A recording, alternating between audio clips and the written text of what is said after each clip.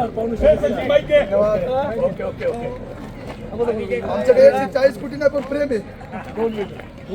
विजयी होत आहे, काही वेळात निकाल हातात येईल, मात्र तुमचा विजय निश्चित आहे. काय म्हणा?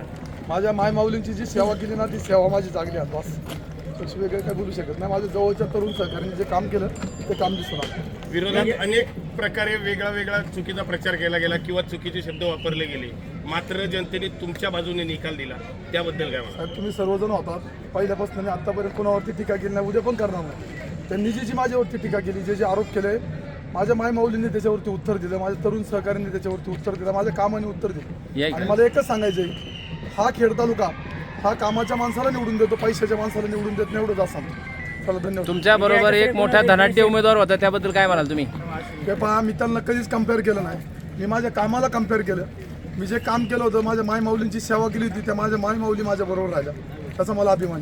तालुक्यामध्ये उभाटा शिवसेना म्हणजे उद्धव ठाकरे शिवसेनेची लाट तयार झालेली आणि मात्र तुमच्या माध्यमातून राष्ट्रवादी जे अजित पवारांचं अपघाती निधन झाल्यानंतर कुठली सहानुभूती तयार व्हायला पाहिजे अशी काही परिस्थिती नाही, तुम्ही मात्र निवडून आलात, तुम्हाला काय वाटतं?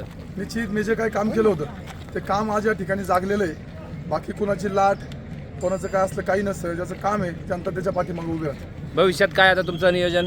काही नाही, अण्णांच्या नेतृत्वात आणि दादांच्या स्मृती जागृत ठेवण्यासाठी आयुष्यभर काम करते. बाकीचे माझे दुसरं वेगळं काही माझी ध्येय धोरणं नाही. जे अण्णा आदेश देतील अण्णांच्या आदेशाखाली काम करायचं. 8 पैकी 7 ठिकाणी आत्ताच्या घडीला मशाल पुढे, मात्र एकमेव गणेश बोत्रे असे जे विजयी होताना दिसतात, त्याच्याबद्दल काय म्हणा?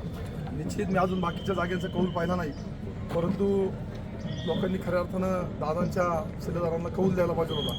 का दिला नाही त्याच्यावरती आम्ही त्या ठिकाणी निश्चित मंथन करू. तर असं करा. काय सांगाल तुमच्या विजयाबद्दल?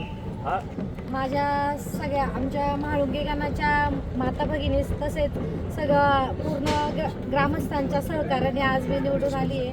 सगळ्यांचा विश्वास माझ्यासोबत होता, सगळ्यांचं कष्ट देखील माझ्यासोबत होतं. तर असेल ना. नाव काय सांगा. अश्विनी सोमनाथ. ताई, तुम्हाला सगळ्यात मोठी आघाडी आहे पंचायत समितीमधून, तुमचं काय नेमकं वेगळं काय काम आहे? जास्तीत जास्त माझ्या माता भगिनींचा सहभाग आणि त्यांचे आशीर्वाद होते. आमच्या उज्जैनच्या महाकालचे आशीर्वाद महाकाल पावला. निर्दर्शन पावले. बरं चालतंय. अभिनंदन ताई.